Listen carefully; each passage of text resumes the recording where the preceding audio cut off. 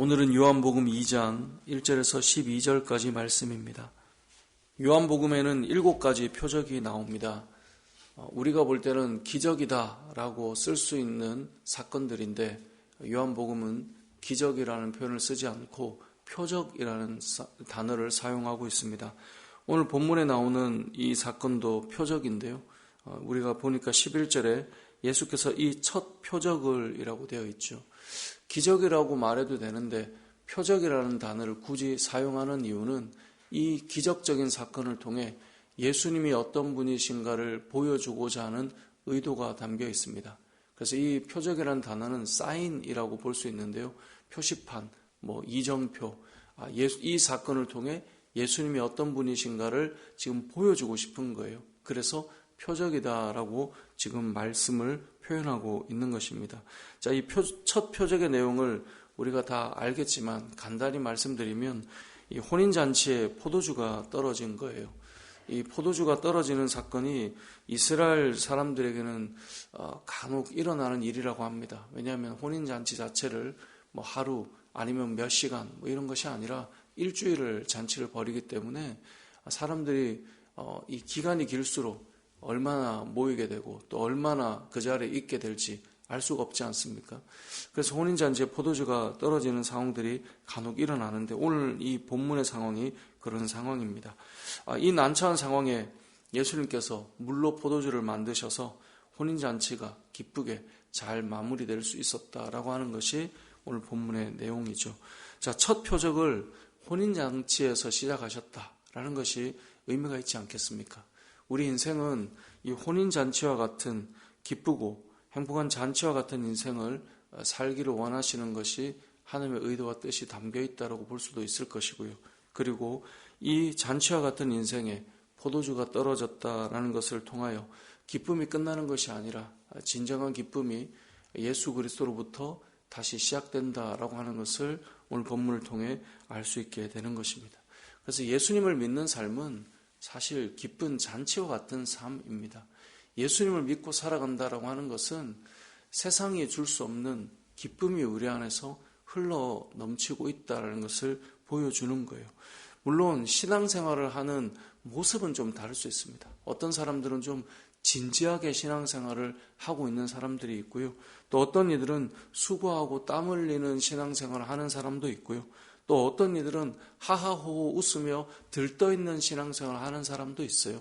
그런데 어떤 그림이 답이다가 아니라 어떤 모양으로 신앙생활을 하든 그 안에는 내재된 기쁨이 가득하다라고 하는 것이 신앙생활에 주는 우리 안에 기쁨이 있음을 보여주는 내용인 것입니다.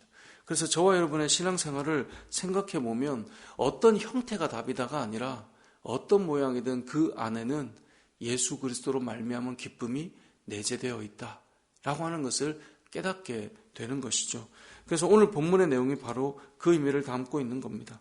잔치가 끝나지 않고 포도주를 만들어 주셔서 그 잔치가 아름답게 진행될 수 있도록 해주시는 예수님의 이 첫 표적을 통하여 우리의 인생도 잔치와 같은 진정한 기쁨이 흐르기를 원하신다. 어쩌면 2024년 새로운 한 해가 시작될 때 하나님께서 우리에게 여러 일들이 있겠지만 또 여러 가지 신앙의 사람들마다 추구하고 나아가는 바는 조금씩 그림은 모양은 달라 보이겠지만 그 안에 내재된 영적인 기쁨만큼은 모두가 동일하게 누리며 나아가기를 원하시는 것이 하나님의 뜻이다라는 것을 통해 저와 여러분에게 올 한 해 이 영적인 기쁨이 충만하게 흘렀으면 좋겠습니다. 오늘 본문의 내용에 이 잔치를 통하여서 또한 우리에게 알려주는 또 하나의 내용은 이 잔치의 이 기적, 표적이 예수님께서 혼자 일하시는 것이 아니라 하인들의 순종을 통해 일하고 계신다라고 하는 것을 알 수 있습니다. 예수님의 어머니께서 그래서 이렇게 말씀하시죠. 5절에 보니까 그의 어머니가 하인들에게 이르되 너에게 무슨 말씀을 하시든지 그대로 하라. 어떤 말씀을 하시든지 그대로 순종해라. 이 말을 하고 있는 겁니다. 오늘 이 첫 표적의 기적은 단순히 예수님 홀로 이루어 가시는 것이 아니라 하나님의 기적과 역사는 또 다른 사람들의 순종을 통하여 이루어진다라고 하는 것을 보게 되는 것이죠. 자, 그런데 이 순종의 내용이 무엇입니까? 예수님의 명령을 보니까 두 가지가 오늘 본문에 나오는데요. 하나는 항아리에 물을 채우라 이것입니다. 하인들의 생각에 아니 왜 항아리에 지금 물을 채우라 하나? 왜 그래야 하나요? 물어볼 수 있겠죠. 우리는 이제 신앙생활하면서 그런 생각들을 많이 합니다. 아니 그 왜 그러게 해야 되는데요? 저를 납득시켜 주십시오. 그러면 제가 할게요. 이게 현대 이 그리스도인들의 특징입니다. 아니 이해도 안 되는데 그냥 하라고 하면 누가 합니까? 오늘 본문에 나오는 하인들에게 예수님의 어머니가 하신 말씀처럼 무슨 말씀을 하시든지 그대로 하라. 이 말은 어떤 의미겠습니까? 너의 머리로 다 이해할 수 있을 때 하라. 이게 아니라 말씀을 주시면 해보라는 겁니다. 오늘 예수님께서 또 한 가지 명령하시는 것이 무엇입니까? 연회장에게 이제 갖다 주라. 이거 물을 채우라는 것도 이해가 안 가는데 지금 연회장에게 지금 포도주가 떨어졌는데 어떻게 물을 갖다 주라 하는가? 우리가 아무리 하인이지만 이 물을 잘못 갖다 줬다가 호통을 치며 뭐라고 하면 어떻게 될 것인가? 그런 생각이 들지 않겠습니까?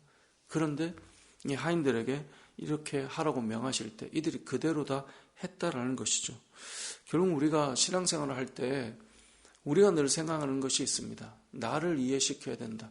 그 말은 내 이성과 내 생각만큼 하나님이 일하셔야 된다라는 수준의 반응입니다. 하지만 내가 이해하지 못하는 것의 말씀을 받아들이면 하나님께서 내가 이해하지 못한 일들을 이루어 가신다라는 것이 오늘 본문에 담겨 있는 또 하나의 메시지인 것입니다. 그래서 하인들에게 지금 이 명령하실 때 하인들의 모습을 좀 기억해야 되는데요. 여러분 7절을 보면 이렇게 되어 있어요. 예수께서 그들에게 이르시되 항아리에 물을 채우라. 자, 그랬더니 하인들이 어디만큼 채웁니까? 아귀까지 채웠다라고 되어 있어요. 그러니까 이 물통에 가득 채웠다는 말을 하고 있는 거예요. 자, 여러분에게 만약에 이해할 수 없는 명령을 하셨어요. 그럼 여러분은 얼마나 채우겠습니까? 우리에게 뭔가 말씀하실 때 여기에 보면 물을 채우라 라고 할 때 도대체 왜 하라는 거야? 야 그냥 적당히 해. 하라잖아. 라고 하는 경우들이 우리에게 일어날 수 있어요. 순종을 요구하실 때 내가 충분히 공감되지 않으면 우리는 그냥 좀 하는 거죠. 뭐 예를 들어 이렇게 해라. 저 도대체 왜 저러라는 거야? 좀 해. 하는 신용이라도 해. 그래서 좀 구색을 맞추는 거죠. 근데 오늘 본문에 보니까 항아리에 물을 채우라라고 할 때 이걸 아귀까지 채웠다라고 말하고 있죠. 아귀까지 채우면 어떤 일이 일어납니까? 아귀까지 포도주가 되는 거예요. 우리가 순종하며 채우는 만큼 그것은 불평과 원망의 사이즈가 아니라 사실은 하나님의 역사를 체험하는 그 사이즈라는 사실을 우리는 기억해야 합니다. 하라고 하는 데까지 우리가 가는 데까지 순종할 수 있는 데까지가 우리가 누릴 수 있는 그 범위까지라는 거예요. 그런데 어쩌면 우리는 많은 부분을 물을 채워봐라 라고 할 때 의외로 기쁨으로 가득 채우는 일은 잘 없다라는 거예요. 언제요? 내가 이해하지 못할 때. 내가 잘 알지 못하면 그 하는 일에 대해서 따라가거나 순종하거나 가는 것이 온전히 되지 않는다라는 거예요. 올 한 해를 시작하며 여러분들에게 어떤 말씀이 주어지든 저는 좀 그렇게 걸어가 봤으면 좋겠습니다. 그 말씀을 끝까지 채워보는 겁니다. 그러면 그 채운 만큼이 우리에게 임하는 은혜가 될 것입니다. 만약에 이 하인들이 불평하고 원망하며 물을 조금 채웠다면 아마 그 정도가 포도주의 양이 되겠죠.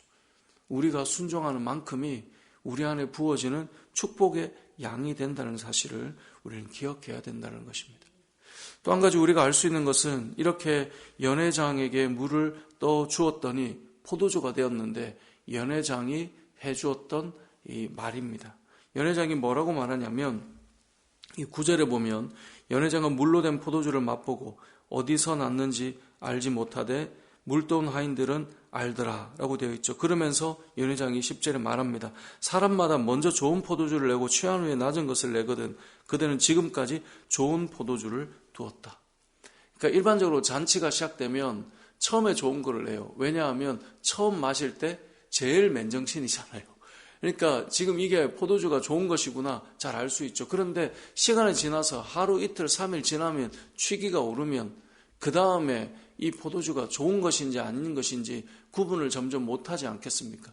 그러니까 처음에 좋은 것을 내고 나중에 점점 낮은 수준의 것을 낸다라고 연회장이 10절에 표현하고 있죠. 그런데 지금 모여있는 사람들은, 지금 이 잔치 자리는 가장 좋은 것이 지금 늦게 나왔다는 거예요. 이 좋은 포도주다라고 할 때 이 영어 성경을 보면 베스트라는 단어를 써요. 베스트라는 말은 우리가 흔히 영어 공부를 할 때 비교급이 아니라 최상급이다라고 배우지 않습니까? 더 이상 비교할 수 없는 최고의 것이 나온 거예요. 그게 언제 나오는 것입니까? 예수님께서 일하기 시작할 때 가장 최고의 것이 나오는 것입니다.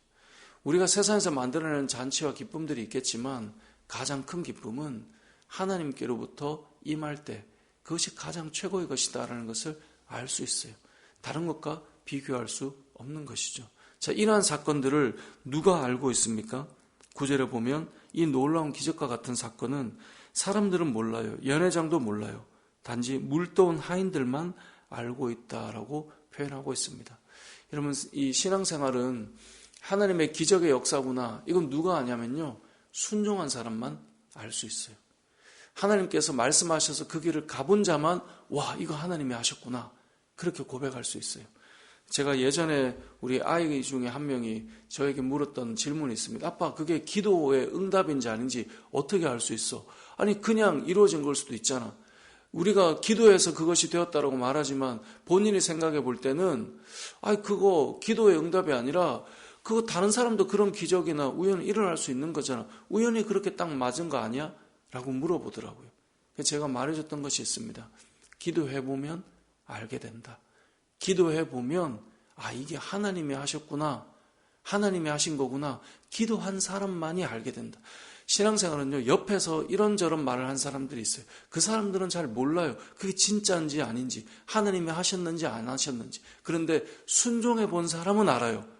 왜냐하면 그 말씀에 할까 말까 고민이 늘 있었기 때문에 그래, 한번 순종하고 가보자. 가본 사람은 아는 거예요. 기도해 본 사람은 아는 거예요. 오늘 이 본문에 이 하인들은 알더라라고 하는 것은 순종해 본 사람이 알고요, 신앙생활을 하면서 기도해 본 사람은 알아요. 이거구나. 옆에서 구경하고 말하는 사람들은 알 수 없어요. 늘 판단하죠. 그게 맞는지 아닌지 어떻게 아느냐. 우리가 그분에게 권면해 보면 알아요. 순종해 보면 압니다. 기도해 보시면 압니다. 그 길을 가본 사람은 하나님이 하셨구나 알게 된다는 것입니다. 말씀을 정리해 보겠습니다. 오늘 본문은 첫 표적이라고 말씀합니다. 우리의 인생의 진정한 잔치를 열어주실 분이 예수님이시다라는 것을 우리에게 첫 표적을 통하여 알려주시는데요. 이러한 놀라운 사건은 순종을 통해 이루어진다라고 말씀하고 있어요. 여러분, 대부분 성도들은 순종할 줄 알아요. 그런데 대부분이 순종할 줄 아는 영역은 자기가 납득이 될 때, 자기의 이성이 허락될 때, 자기의 감정이 동의가 될 때, 그때 그럼 해보시죠. 그게 되지 않으면 왜 그래야 되는데요? 왜 그렇게 해야 되는데요? 나는 그렇게 못하겠는데요. 그런데 어느 날 하고 있어요. 왜 하고 있냐? 이제 제가 동의가 되네요. 이제 제가 이해가 되네요. 그때 보통 한단 말이에요. 그런데 그게 아니라 알지 못하지만 순종해 가면, 알지 못하지만 악의까지 채우고 나면 그게 결국은 자기 복인 거예요. 자기가 그걸 누리게 되는 거예요. 오늘 이 본문이 우리에게 그것을 말씀하고 있고요. 여러분, 순종할 때 잘 몰라도 악의까지 채우면 순종만큼 우리에게 복이 임한다는 사실을 기억하시고, 더 나아가서 우리 2024년 동안, 이 한 해 동안 우리가 이 말씀처럼 하나님이 하셨구나, 그것을 깨닫고 알고 누리고 기뻐하며 2024년을 여러분이 채워가시는 은혜가 되시길 주님의 이름으로 축복합니다. 아멘.